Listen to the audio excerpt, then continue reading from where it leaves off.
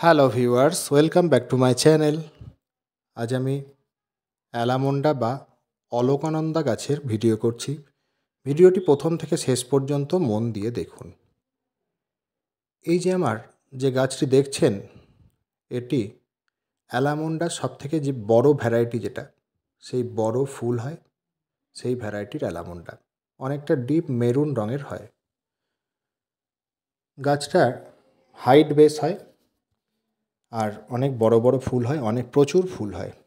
আর একটু যত্ন করলে তো গাছে ফুল প্রচুর আসবে। সেই যত্ন সম্বন্ধেই আমি বলবো। প্রথমে করতে হবে কি, যেহেতু আমরা গাছ টবে করছি, টবটা একটু বড়। আমি যেমন এখানে একটা বালতিতে বসিয়েছি গাছটা।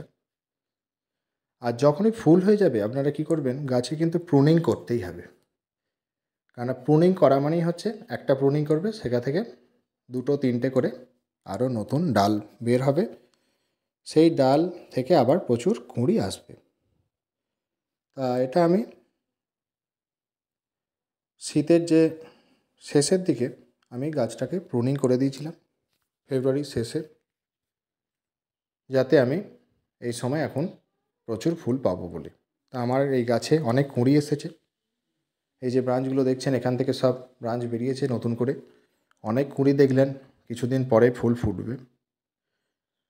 আর ফেব্রুয়ারির শেষে যেহেতু প্রুনিং করেছিলাম আমি, তখন কি করতাম, পাতলা করে সর্ষের খোল আর ডিএপি একসাথে পচিয়ে আমি পাতলা করে গাছের গোড়াতে ইউজ করতাম।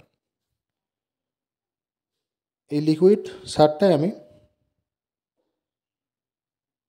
মাসে 4বার আমি ইউজ করেছি। এখন এর রেজাল্ট দেখুন, প্রচুর কুঁড়ি এসেছে গাছে। এইবার এই কুঁড়ি আসার পর আপনারা কি খাবার দেবেন, সেই নিয়েই আমি আপনাদের বলবো। এটি দেখুন 10-26-26। এটি আমি, এটা যেহেতু বড় চামচ, সেই জন্য এই চামচের আমি হাফ চামচ নিলাম। আর সাথে আমি কি করব, 2 চামচ বোন মিল নিচ্ছি, যেটা হাড় গুঁড়ো। এই দুটো একসঙ্গে আমি টবের মাটিতে খাবারটা দিয়ে দেব। এটা আমি 15 দিনে একবার দেব, মানে মাসে 2বার আমি এই খাবারটা ব্যবহার করব। এই খাবারটা দিলে কি হবে, কুঁড়ি বড় হবে, প্রচুর কুঁড়ি হবে, প্লাস হচ্ছে আপনার কুঁড়িটা ঠিকমতো ফুটবে, ফুলের সাইজ বড় হবে। এই খাবারটা অবশ্যই আপনারা মাসে 2বার দেবেন কুঁড়ি আসার পরে। দিয়ে আপনারা এটাকে একটু মালচিং করে জল দিয়ে দেবেন। আমি জল দিয়ে দিচ্ছি দেখুন। এটা তো গেল একটা খাবার। আর কি করবেন, কলার খোসা, পাকা কলার যে খোসা ছোটো ছোটো করে কাটবেন, সেই খোসা 2 দিন ভেজাবেন। 2 দিন ভিজিয়ে ভালো করে ছেঁকে নিয়ে সেই জলটা আপনারা, ধরুন 2 লিটার জলে আপনি ভিজিয়েছেন, সাথে আরও 1 লিটার জল অ্যাড করবেন, দিয়ে আপনারা টবের মাটিতে দেবেন।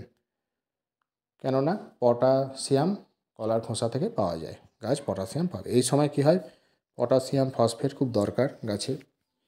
সেই জন্য আমাদের পটাশিয়াম ফসফেট সেই জাতীয় খাবার একটু বেশি করে দিতে হবে। এই সময় কি করব, বেশি আমরা নাইট্রোজেন দেব না, মানে এই সময় আমরা সর্ষের খোল বেশি ইউজ করব না। এই গেল।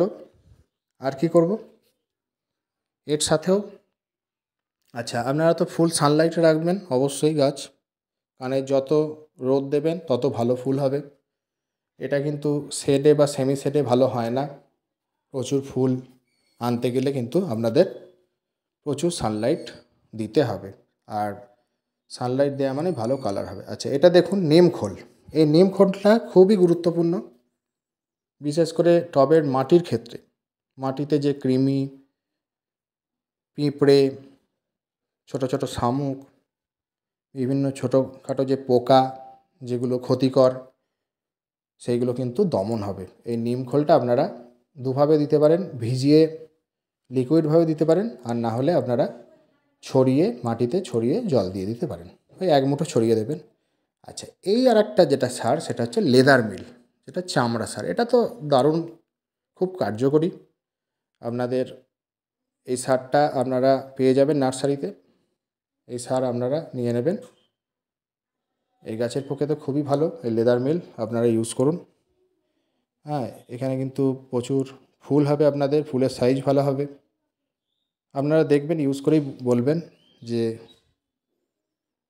আচ্ছা।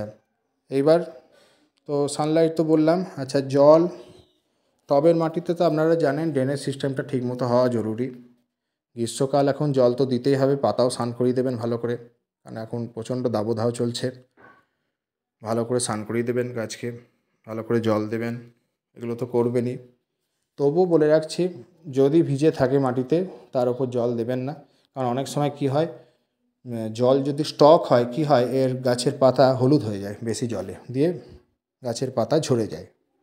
এই একটা আমি শুনুন, যেগুলো আমি নিজে ব্যক্তিগতভাবে আমি আগে ওয়াচ করি, কি রেজাল্ট, কি খাবারে কি রেজাল্ট, গাছ কি চাইছে, গাছের কি সমস্যা, সেইগুলো জেনেই কিন্তু আপনাদের আমি শেয়ার করি।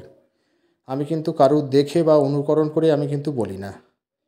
আগে আমি প্র্যাকটিক্যালি বুঝি, দেখি, তারপরে আপনাদের সঙ্গে কিন্তু শেয়ার করি। আর নতুন বাগানিদের জন্য তো আমি অবশ্যই আছি আপনাদের। আর যদি আপনারা নতুন করে বসাতে যান, কিচ্ছু না, ওয়েল ড্রেনেজ সয়েল করতে হবে।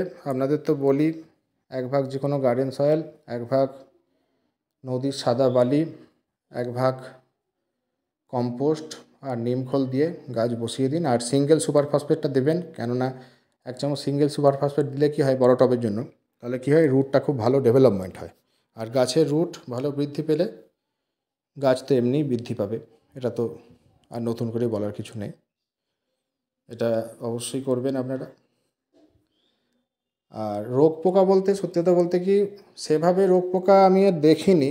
মাঝে মধ্যে কী হয়, দেখা যাচ্ছে যে আপনাদের বাগানে মিলিবাগ এসেছে, উপদ্রব হচ্ছে মিলিবাগের, সেই তখন হয়তো হালকা 2-1টা মিলিবাগ লাগতে পারে।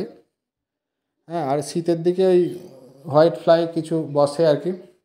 যাই হোক, মানে আমি একটা কথা বলি যে সাবধানের মান নেই, আগে থেকে আমরা ব্যবস্থাপনা করব। কিচ্ছু না, জৈব যে কীটনাশক, যে কাকা, সেই কাকাটা আপনারা 10 দিনে একবার 1 লিটার জলে 1 ml গুলে আপনারা কি করবেন, যে ভালো করে স্প্রে করে দেবেন। তাহলে কি করবেন, দেখবেন যে এটা সমস্যা মিটে গেছে। আর গাছকে আরও ভালো রাখতে আপনারা যে কোনো মাইক্রোনিউট্রিয়েন্ট, যেটা অনুখাদ্য, আপনারা ব্যবহার করতে পারেন। মাইক্রোনিউট্রিয়েন্ট 2 ভাবে পাওয়া যায়। একটা ওয়াটার সলিউবেল, একটা মানে পাতাতে স্প্রে করতে পারেন লিকুইড, আর একটা ডাস্ট ফর্মে পাওয়া যায়।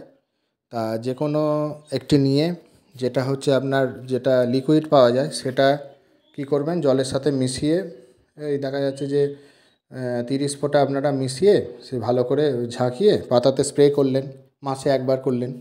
আর যেটা আপনার ওয়াটার সলিউবেল, যেটা ডাস্ট ফর্মে পাওয়া যায়, সেটা জল দিয়ে মাটিতেও ব্যবহার করতে পারেন আপনারা, বা শুধু মাটিতে দিয়ে দেখা যাচ্ছে যে 1 চামচ দিয়ে আপনারা জল দিয়ে দিলে মাসে 1 বার করে ব্যবহার করুন। তাহলে কী হবে, গাছের খুব সুন্দর গ্রোথ আসবে।